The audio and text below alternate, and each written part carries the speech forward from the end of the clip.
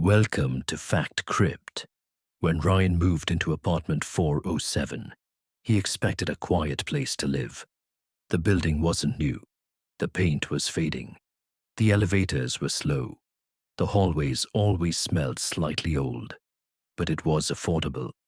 And after months of searching, Ryan finally had a place of his own. The first few weeks felt completely normal.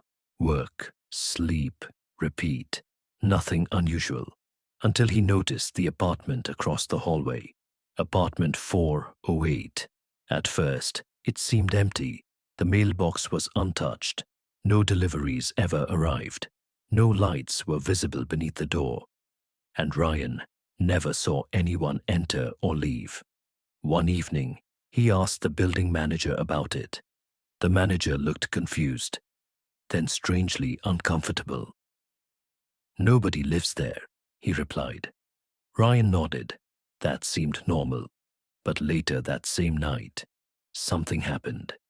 As Ryan returned from work around midnight, he walked down the hallway toward his apartment, and for a brief moment, he saw movement inside the peephole of apartment 408, as if someone was looking out, watching him. Ryan stopped walking. The hallway became silent. The peephole went dark again. Maybe he imagined it. Maybe it was a reflection.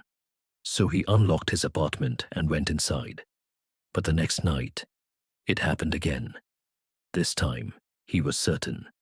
The peephole darkened, then moved. Someone was standing behind the door, watching him.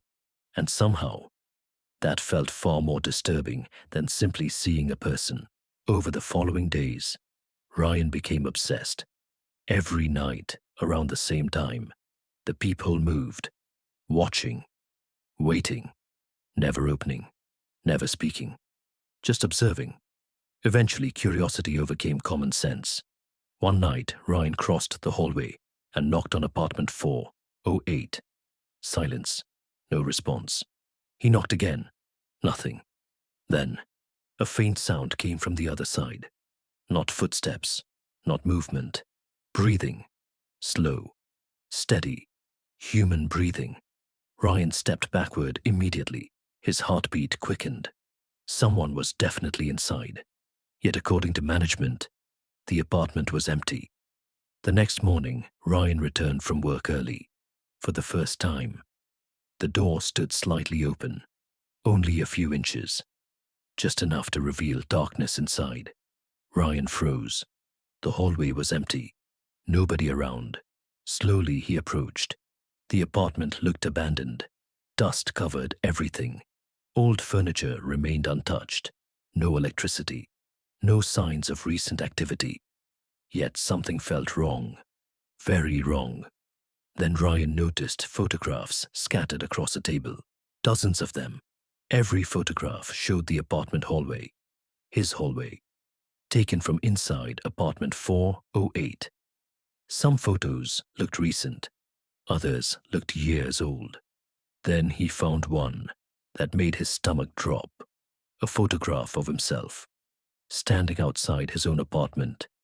Taken the previous night. Ryan left immediately. His hands trembled the entire way back to his apartment. Someone had been watching him, photographing him, tracking him, yet nobody seemed to exist. That night, he contacted building security. The guard reviewed surveillance footage. Ryan watched carefully. The hallway camera clearly showed him entering apartment 408 earlier that day. But something else appeared. When Ryan entered, the apartment door never opened. According to the camera, he had simply walked into a solid wall. The guard replayed the footage several times. Neither of them could explain it. Then the guard checked older recordings. Weeks, months, years. Apartment 408 never appeared. Not once. The hallway simply ended where the apartment should have been. Ryan stared in disbelief. His mind searched desperately for a logical explanation. Then the guard found something stranger. An old tenant file, 30 years earlier. Apartment 408 had existed. A resident named Michael Graves lived there alone.